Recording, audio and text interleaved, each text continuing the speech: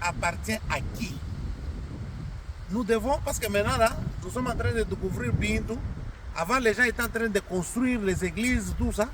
Mais en construisant ces églises-là, on n'avait pas l'idée de savoir que l'église était enregistrée au nom de qui? L'église, c'était un bien communautaire ou une entreprise ou une propriété privée, de telle sorte que quand le pasteur n'est plus, l'église appartient à la femme papa. Papa, l'église appartient au fils ou l'église appartient. Vous voyez ces histoires-là? Nous devons résoudre ces choses-là dans des conférences. Voilà pourquoi nous devons venir et traiter des choses. Oubliez les histoires-là de dire que, oh non, tel est en train de boire, tel est en train de commettre la dété, tel est en train de faire ceci, tel est en train de faire. Toi, tu fais quoi dans la cachette? Tu fais beaucoup de choses, beaucoup de bêtises, et tu sais bien que tu es loin de Dieu. C'est dont nous avons besoin aujourd'hui, bien-aimés. Nous sommes enfants de Dieu. Nous devons nous asseoir et débattre des problèmes réels. Prenons le problème de l'église.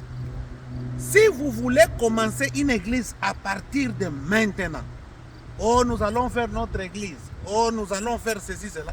Donc nous devons déjà savoir que cette église ici, si le pasteur n'est pas là, parce que le pasteur ne connaît pas quand est-ce qu'il peut mourir.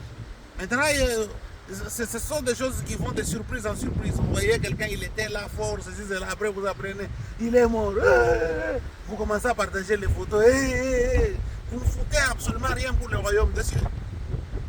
Quand le pasteur cotise aussi, il faut écrire les cotisations du pasteur. Écrivez aussi les cotisations des saints. Nous devons savoir que tel frère a cotisé autant, telle sœur a cotisé autant. Les jours où le pasteur n'est plus, et vous voyez les gens venir, oh non, le testament dit ceci, le testament dit cela, alors prenez les cotisations du pasteur sont ici, donnez-lui. Comme ça, quand il va mourir, qu'il meurt avec les dîmes, les offrandes, plus l'argent que lui, ce qui n'a pas servi Dieu. Bien aimés frères, nous sommes ici sur la terre pour servir le Seigneur Jésus-Christ.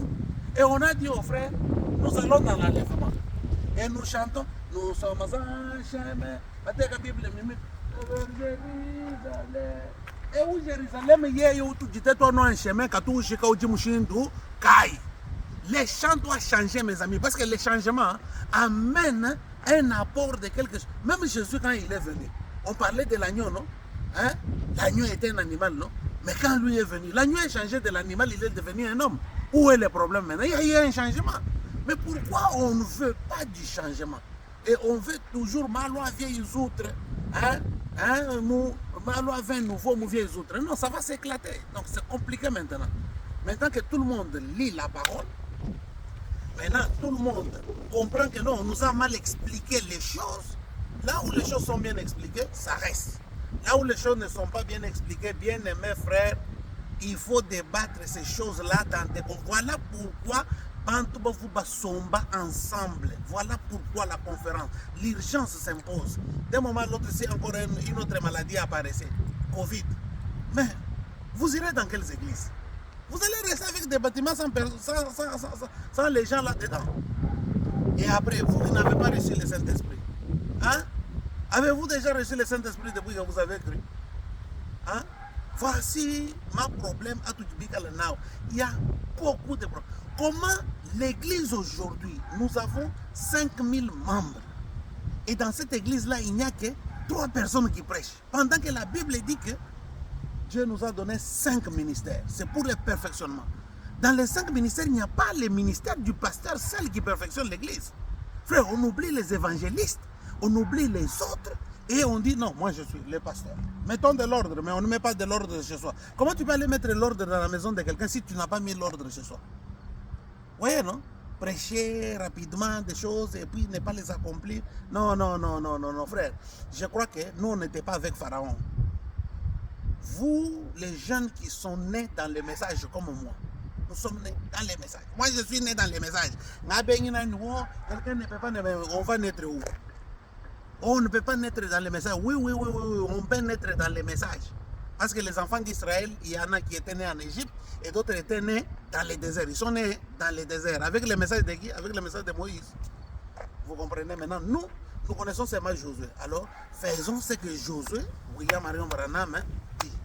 Que le Seigneur vous bénisse. Et la conférence doit avoir lieu dans les 3 villes. Papa, n'ayez pas peur, ne soyez pas nerveux.